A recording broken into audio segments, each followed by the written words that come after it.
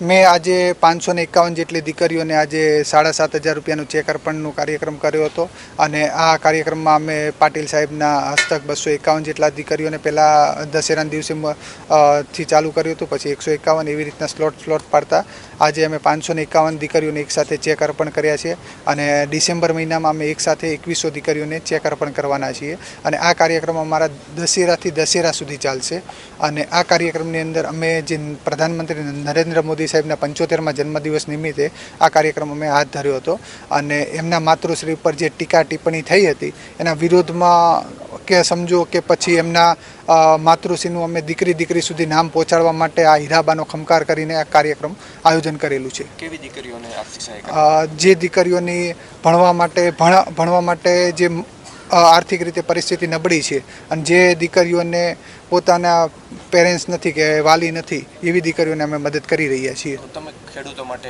કઈ રીતે લાવી રહ્યા? ખેડૂતો માટે એવું છે કે અમે હીરાબાનો ખમકાર કરીને કાર્યક્રમ ચાલુ કરવા જઈ રહ્યા છીએ. એમાં 7500 ખેડૂતોને ₹7500ની મદદ કરશું. જે ગણોત તરીકે કામ કરતા હોય એવા ગણોતિયા ખેડૂતોને અમે આ મદદ પહોંચાડશું.